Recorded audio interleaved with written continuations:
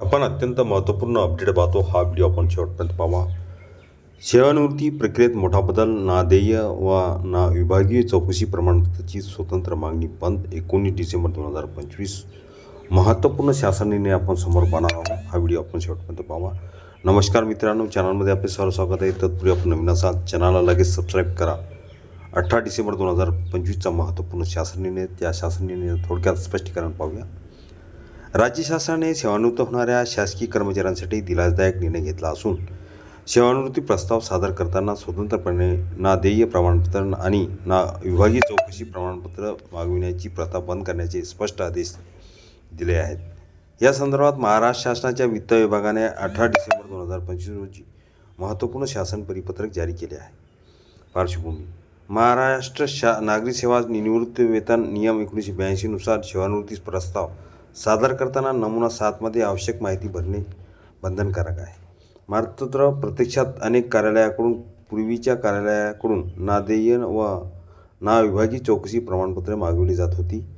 ही माहिती वेळेत न मिळाल्यामुळे सेवानिवृत्ती प्रस्ताव महालेखापाल कार्यालयाकडे उशिरा जात आणि परिणामी निवृत्तीवेतन, उपदान, ग्रॅज्युटी यासारखे लाभ उशिरा मिळून कर्मचाऱ्यांना त्यांच्या कुटुंबियांना आर्थिक अडचणींना सामोरे जावे लागत होते.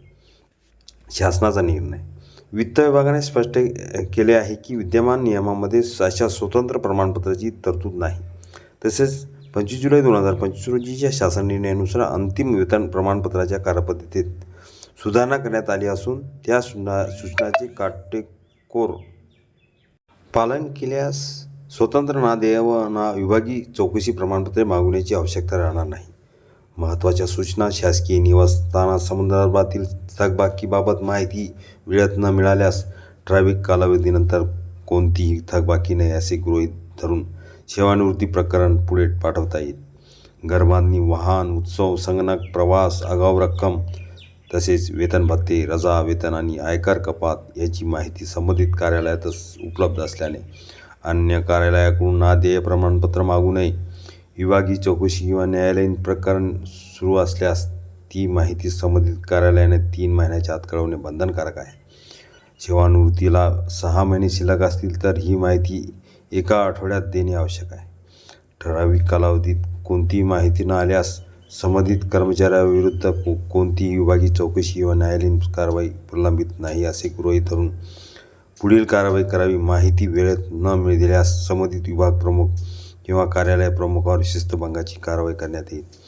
वेळापत्रकाचे पालन अनिवार्य: शासनाने सर्व विभाग प्रमुख, कार्यालय प्रमुखांना निर्देश दिले आहेत की सेवानिवृत्ती वेतनाशी संबंधित कागदपत्रे पूर्ण करून सेवानिवृत्तीच्या तारखेच्या किमान 6 महिने आधी महालेखापाल कार्यालयाकडे पाठवण्यात यावीत, जेणेकरून कर्मचाऱ्यांना निवृत्तीवेतन व इतर लाभ वेळेत मिळतील. या निर्णयामुळे सेवानिवृत्त कर्मचाऱ्यांच्या प्रलंबित प्रकरणांमध्ये वेग येणार असून अनावश्यक प्रशासकीय अडथळे दूर होऊन निवृत्तीवेतन प्रक्रिया अधिक सुलभ व कर्मचारी हिताची ठरणार आहे. हा व्हिडिओ उपयोगी वाटला असेल लाईक, शेअर आणि अखिल तांबूसर क्लासेस चॅनलला सबस्क्राईब करा. पाहूया.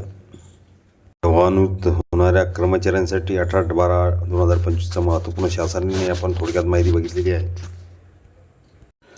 हा पूर्ण शासन निर्णयची प्रत चॅनलच्या डिस्क्रिप्शन बॉक्समध्ये लिंक आहे, तिथून डाउनलोड करू शकता.